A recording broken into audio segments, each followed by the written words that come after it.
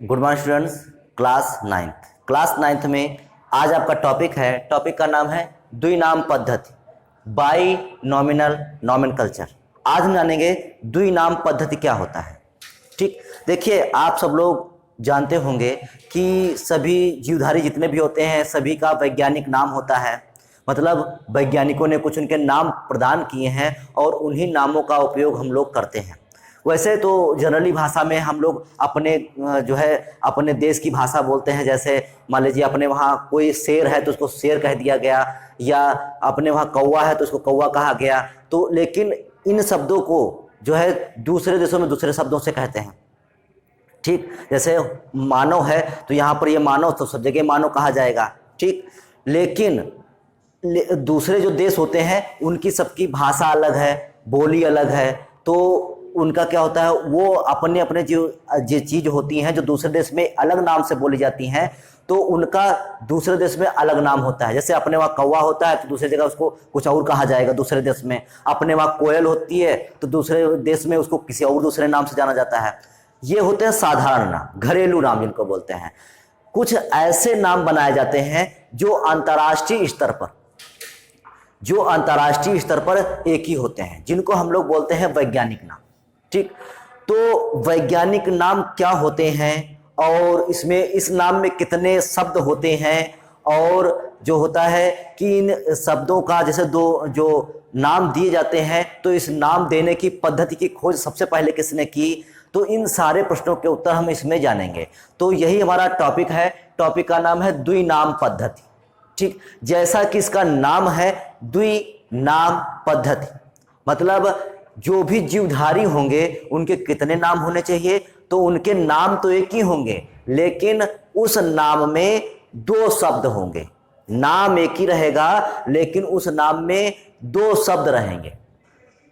ठीक, तो दो शब्द जो रहेंगे इसीलिए इसको कहते हैं द्विनाम पद्धति। अब प्रश्न ये उठता है, द्विनाम पद्धति को किसने दिया, क्यों दिया, क्या दिया, इस टाइप के बहुत सारे प्रश्न उठते हैं। ठीक, तो हम इन सारे प्रश्नों को इसमें जानेंगे। तो चलिए शुरू करते हैं वीडियो शुरू करने से पहले अगर आप हमारे चैनल पर नए हैं तो चैनल को सब्सक्राइब कर लें, बेल आइकन को दबाएं ताकि आपको वीडियो की नोटिफिकेशन मिल सके। तो चलिए शुरू करते हैं द्विनाम पद्धति। देखिए सबसे पहले नामकरण तो क्या होता है, तो नए खोजे गए जीवों को, जैसे किसी नए जीव की खोज हुई, मान लीजिए बहुत से जीवधारी खोजे जा चुके हैं, उसमें से कोई एक नया जीवधारी अभी खोज लिया जाए। ठीक, तो जो नए जीवधारी खोजे जाते हैं तो उन जीवों को नामकरण पद्धति द्वारा, ये जीवों को नाम रखने का एक सिस्टम है। पद्धति माने सिस्टम। तो जो जीवधारी होंगे नए जीवधारी तो उनका नाम रखा जाएगा। तो उनका नाम किसके द्वारा रखा जाएगा, तो उस पद्धति को क्या कहेंगे, द्विनाम नामकरण पद्धति। आपसे पूछा जाए कि द्विनाम नामकरण पद्धति क्या है तो हम क्या बताएंगे कि जो जीवधारी होंगे, नए जीवधारी जो होंगे उनका नाम रखा जाएगा। ठीक, जो नए जीवधारी होंगे तो उनका नामकरण किया जाएगा, नाम रखा जाएगा। जैसे अपने घरों में बच्चों के नाम रखे जाते हैं, उसी प्रकार से जब कोई नया जीवधारी आता है तो उसका नाम रखा जाता है। तो उसका जो नाम रखा जाता है तो कौन सा सिस्टम अपनाते हैं, तो द्विनाम नामकरण पद्धति अपनाते हैं। कौन सी पद्धति, द्विनाम नामकरण, इंग्लिश में क्या कहते हैं, बायनोमियल नॉमेनकल्चर। ठीक, तो जीवधारियों को नाम रखने के लिए कौन सा सिस्टम होता है, तो द्विनाम नामकरण पद्धति होती है। ठीक, इससे क्या होता है कि हम इससे जीवधारियों का नाम रखते हैं। अगला द्विनामकरण पद्धति। द्विनाम नामकरण पद्धति की खोज किसने की, मोस्ट इंपॉर्टेंट, ये कम से कम नहीं तो 100 बार पूछा गया है, आपके कंपटीशन में भी हर साल आता है। मोस्टली ये नाम रखा जाता है कि द्विनाम नामकरण पद्धति किसने दी, तो कैरोलस ने दी। देखिए इनका नाम अलग अलग हो सकता है। देखिए कहीं पर आपको लिखा मिल जाएगा कैरोलस लिनियस, ठीक, कहीं पर लिखा मिल जाएगा कार्ल लिने। ठीक, तो इस प्रकार से आप बिल्कुल भ्रमित ना होइए, केवल हमको याद रखना है कैरोलस लिनियस या कार्ल लिनियस। ठीक, तो ये इसके नाम है, मतलब ये वैज्ञानिक जो है उनका ये दो नाम से प्रचलित है ये, तो मोस्टली कैरोलस लिनियस ही आता है। ठीक, तो द्विनामकरण पद्धति, जो द्विनाम नामकरण पद्धति है उसकी खोज किसने की, कैरोलस लिनियस नामक वैज्ञानिक ने की। मोस्ट इंपॉर्टेंट, ये बहुत ही पूछा जाता है। ठीक, अगला, इसके अनुसार प्रत्येक प्राणी के दो लैटिन भाषा में नाम होते हैं। मतलब प्राणी एक है, भाषा कौन सी है, लैटिन भाषा। जैसे इंग्लिश होती है, हिंदी होती है, उर्दू होती है, संस्कृत होती है, तो ये सब भाषाएं हैं। लेकिन जो जीवों के नाम रखे जाते हैं वो किस भाषा में रखे जाते हैं, तो लैटिन भाषा में रखे जाते हैं। ये लैटिन भाषा क्या है, तो लैटिन भाषा प्राचीन काल, लगभग आज से सैकड़ों साल पहले एक भाषा का प्रचलन था, ठीक, जिसको हम लोग लैटिन भाषा कहते हैं। वो भाषा अब पूरी तरीके से प्रचलन से बाहर है, मतलब अब इस भाषा का प्रयोग कहीं भी नहीं किया जाता। तो जब इस भाषा का प्रयोग कहीं नहीं किया जाता है तो सीधी सी बात यह है कि इस भाषा में कोई संशोधन भी नहीं है। भाई जब हम उसका प्रयोग ही नहीं करते हैं तो हम उसमें सुधार काहे करें, ठीक। तो इस भाषा में कोई सुधार हो नहीं रहा है, मतलब कोई सुधार, जैसे इंग्लिश में शब्द होते हैं तो रोज नए शब्दों को जोड़ा जाता है, नए शब्दों को, जब पुराने शब्दों को हटाया जाता है, तो भाषा में तोड़ फोड़ जोड़ ये सब लगा रहता है। लेकिन ये एक भाषा ऐसी है जो सैकड़ों साल पहले से चली आ रही है, तो अब इसका उपयोग प्रचलन में नहीं है, पहले चलती थी। तो इस भाषा का उपयोग हम काहे में करते हैं, जीवों के नाम रखने में, नामकरण के लिए करते हैं। क्यों करते हैं, क्योंकि इसमें कोई संशोधन होगा नहीं। जो नाम हम एक बार लैटिन भाषा में किसी जीवधारी का रख देंगे वो सदियों तक ऐसे ही बना रहेगा। क्यों, क्योंकि इस भाषा में कोई परिवर्तन नहीं हुआ, ठीक। तो इसलिए सभी जीवधारियों के वैज्ञानिक नाम जो रखे जाते हैं वो लैटिन भाषा में रखे जाते हैं, ठीक। तो इसके अनुसार प्रत्येक प्राणी के दो भाषा में, मतलब दो लैटिन भाषा में नाम होते हैं। मतलब लैटिन भाषा में इसके कितने नाम होंगे, दो नाम होंगे, ठीक। कितने नाम होंगे, तो प्राणी के दो नाम। दो नाम मतलब क्या होगा, उस नाम में दो शब्द होंगे। कितने शब्द, एक नाम एक ही होगा लेकिन शब्द कितने होंगे उसमें, दो। जैसे किसी का नाम है रवि वर्मा, ठीक, रवि मिश्रा, तो इस प्रकार से देखिए दो नाम, एक नाम इसका ये है और दूसरा जाति को दर्शाता है। तो इसी प्रकार से जीवधारियों के नाम कितने होंगे, मतलब नाम एक ही होगा लेकिन शब्द दो होंगे। और भाषा कौन सी होगी, लैटिन भाषा होगी। तो वही इसके अनुसार प्रत्येक प्राणी के दो लैटिन भाषा में नाम होते हैं।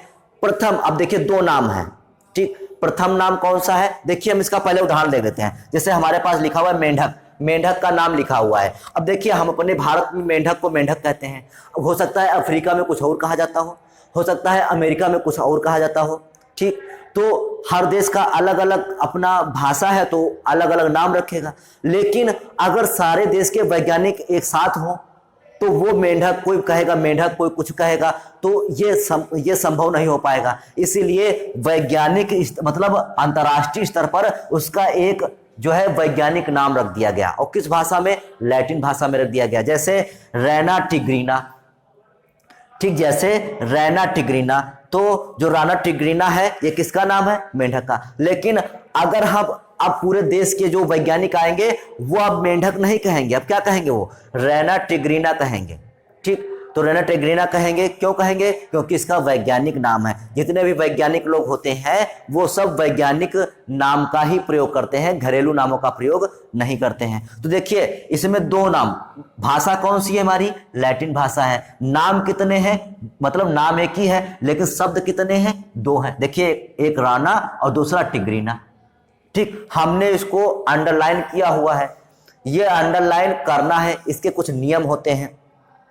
तो देखिए राना टिग्रीना मेंढक का नाम है, इसमें क्या होगा, जो राना है वो राना वंश का नाम है, अर्थात जेनेरिक नेम है।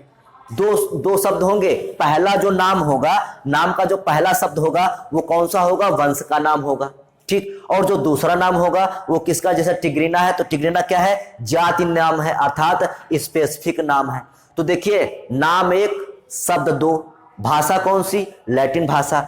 नाम में पहला शब्द वंश का, दूसरा शब्द जाति का। जैसे रवि मिश्रा, तो पहला वंश दिखा रहा है कि रवि किसी भैंस का नाम तो हो नहीं सकता, न गाय का नाम हो सकता है, रवि किसी मनुष्य का नाम है तो वो वंश दिखा रहा है कि ये मनुष्य वंश से है, ठीक। मिश्रा ये जाति को दर्शाता है। उसी प्रकार से इसमें पहला नाम वंश का, दूसरा नाम जाति का, ठीक। चाहे संसार में जितने भी नाम हो सब में पहला नाम वंश का, दूसरा नाम जाति का। वंश को कहेंगे जेनेरिक नेम और जाति को कहेंगे स्पेसिफिक नेम। वैसे जाति क्योंकि नाम है इसलिए स्पेसिफिक लिख रहे हैं, अगर जाति वैसे होते तो स्पीसीज लिखते और इसको जीनस लिखते। तो जीनस तो एक वंश है, लेकिन वंश का नाम तो हम क्या कहेंगे, जेनेरिक।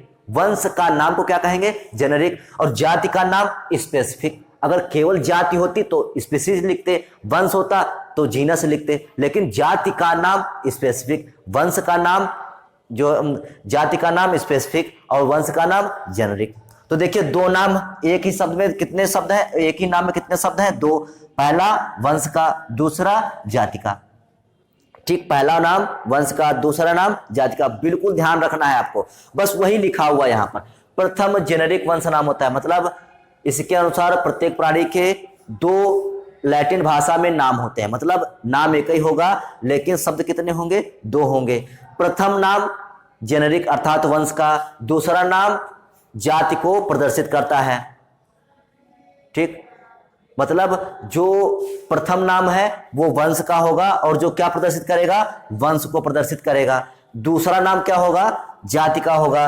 ठीक, दूसरा नाम क्या होगा, दूसरा नाम जीव की जाति को प्रदर्शित करता है। पहला जो वंश का नाम है वो क्या प्रदर्शित करेगा, वंश को प्रदर्शित करेगा। जाति का नाम क्या प्रदर्शित करेगा, जाति को प्रदर्शित करता है। यह उसका स्पेसिफिक नाम कहलाता है, मतलब जो जाति प्रदर्शित करता है उसे क्या कहते हैं, स्पेसिफिक। तो केवल हमारे उदाहरण से ही पूरा समझ में आ गया कि शब्द मतलब नाम एक, शब्द दो, भाषा लैटिन।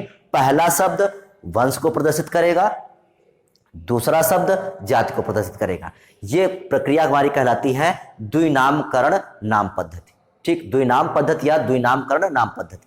ठीक, तो ये है हमारा बाइनोमियल नोमेनक्लेचर। तो अब देखते हैं, लेकिन देखिए किसी का नाम रखेंगे तो सीधी सी बात है उसके लिए कुछ नियम होते हैं। ठीक, किसी लड़की का नाम लड़के पर नहीं और लड़के का नाम लड़की पर नहीं रखा जा सकता, क्योंकि अपने समाज में ऐसा नियम है। तो उसी प्रकार से अंतर्राष्ट्रीय कुछ नियम बनाए गए हैं, क्योंकि हम अंतर्राष्ट्रीय नियमों के अनुसार ही उनका नाम रखते हैं। किसका, जीवों का। उसके लिए कुछ नियम बना दिए गए हैं। तो उनमें से कुछ नियम हम यहां पर देख लेते हैं। तो द्विनामकरण के अंतर्राष्ट्रीय नियम तो क्या है, पहला, सभी जीवों के नाम दो शब्द होते हैं। जैसा कि हम देख ही चुके हैं, सभी जीवों के नाम में कितने होते हैं, दो शब्द होते हैं। पहला क्या होता है, वंश का नाम प्रदर्शित करता है, दूसरा जाति का नाम। मतलब हम किसी भी जीवधारी का अगर वैज्ञानिक नाम रख रहे हैं तो पहला नाम उसमें किस का होना चाहिए, वंश का होना चाहिए। दूसरा नाम कौन सा होना चाहिए, जाति का होना चाहिए। तो पहला वंश का नाम और दूसरा, मतलब ये नियम है, आपको ऐसा करना ही पड़ेगा। अगर आप ऐसा नहीं करते हैं तो जो नामकरण की जो द्विनाम पद्धति की जो नामकरण की संस्था है वो आपका नाम रिजेक्ट कर देगी। ठीक, इसके लिए एक संस्था होती है, इस संस्था ने ये नियम बनाए हैं। ठीक, तो द्विनामकरण नाम पद्धति की एक संस्था है, तो उसने ये नियम बनाए हैं। तो उसमें पहला क्या है कि किसी भी जीव का पहला वंश का नाम और दूसरा जाति का नाम होना ही चाहिए। दूसरा, सभी नाम लैटिन भाषा में होना चाहिए। क्यों, क्योंकि इसमें कोई चेंजमेंट नहीं होता है। तो सभी जो नाम होने चाहिए जीवों के कैसे होने चाहिए, लैटिन भाषा में होना चाहिए। कौन सी भाषा, लैटिन भाषा में होना चाहिए। दूसरा, वंश के नाम का पहला अक्षर बड़ा। देखिए हम यहाँ पर नाम लिखे हैं, देखिए वंश, ये पहला हमारा वंश है, तो वंश का पहला नाम पहला अक्षर कैसा है, जो वंश का नाम है उस पहला अक्षर कैसा है, बड़ा है, और जो जाति का नाम है वो कैसा है, छोटा है। तो यही पहला हमारा, यही तीसरा पॉइंट है कि वंश के नाम का पहला अक्षर बड़ा तथा जाति के नाम का जो पहला अक्षर है वो कैसा होगा, छोटा होगा। मतलब जाति का पहला अक्षर छोटा और वंश का पहला अक्षर बड़ा होगा। ठीक, जंतुओं के वैज्ञानिक नाम सदैव तिरछे अक्षरों में लिखे जाएंगे। मतलब किसमें, पुस्तक में। अगर हम किसी पुस्तक को प्रिंट कर रहे हैं, अगर हम किसी पुस्तक को प्रिंट कर रहे हैं और उसमें कोई भी जीव वैज्ञानिक नाम आ रहा है तो हम जो प्रिंट करेंगे वो कैसे करेंगे, उसको हम मतलब उसमें आपने अपने मोबाइल पर या कंप्यूटर पर देखा होगा कि उसमें बहुत सारे फॉन्ट आते हैं, तो उसमें एक लैटिक वर्ड्स आते हैं, तो उसमें उनको जब लिखते हैं तो कुछ टेढ़ा मेढ़ा टाइप का लिखता है। तो वही है यहाँ पर कि जंतुओं का वैज्ञानिक नाम सदैव तिरछे अक्षरों में पुस्तक में छपा होता है, पुस्तक में तिरछे अक्षरों में छपा होता है। और अगर हम हाथ से मान लीजिए कॉपी पर लिख रहे हैं या बोर्ड पर लिख रहे हैं, अगर हम बोर्ड पर या कॉपी पर नाम लिख रहे हैं तो जो हाथ से नाम लिखेंगे तो उसको क्या करेंगे, उसके नीचे तिरछी लाइन खींच देंगे, जैसे हमने यहाँ पर खींची हुई, देखिए ये लाइन यहाँ पर खींची हुई है। तो अगर हाथ से नाम लिखेंगे तो उसके नीचे हम अंडरलाइन कर देंगे। अगर पुस्तक पर छपाई कर रहे हैं तो कैसा, तिरछे अक्षरों में छपाई करेंगे उसकी। तो ये इसके नियम है। और भी कई सारे नियम हैं, जैसे कि जो नाम है वो ज़्यादा कठिन नहीं होना चाहिए, ठीक, और उसमें नाम ज़्यादा बड़ा नहीं होना चाहिए, इस टाइप से और भी नियम है, लेकिन ये हमारे कुछ मुख्य नियम थे। खास तौर से हमारा चौथा जो नंबर और तीसरा नंबर, ठीक, ये आप इंपॉर्टेंट है, आप इसको ध्यान में रखना है। कभी भी आपसे जब भी कभी पूछा जाएगा, बड़े स्तर भी आपसे पूछा जाएगा, तो आपसे कोई एग्जामिनर या कुछ भी आ जाएगा, आपसे कहेगा कि भैया चलिए बोर्ड पर किसी जंतु का वैज्ञानिक नाम लिखिए, तो आप बोर्ड पर जाएंगे, वैज्ञानिक नाम लिखेंगे, तो वो पहले तो गलती आपका देखेगा कि जो है पहला अक्षर आपने बड़ा बनाया है वंश का कि नहीं बनाया है, दूसरा जाति का अक्षर आपने छोटा बनाया है कि नहीं बनाया है, तो पहली गलती वो देखेगा। दूसरा कि अगर आपने नाम सही लिख भी दिया तो उसके नीचे अंडरलाइन किया है कि नहीं किया है, तो ये सब बातें आपको ध्यान में रखना होगा, ये आगे आपको एग्जाम वगैरह या इंटरव्यू वगैरह में काम आएंगे। तो उम्मीद है कि टॉपिक आपको अच्छा समझ आया होगा। तो आज के लिए केवल इतना ही, बाकी नेक्स्ट वीडियो में, तब तक के लिए जय हिंद।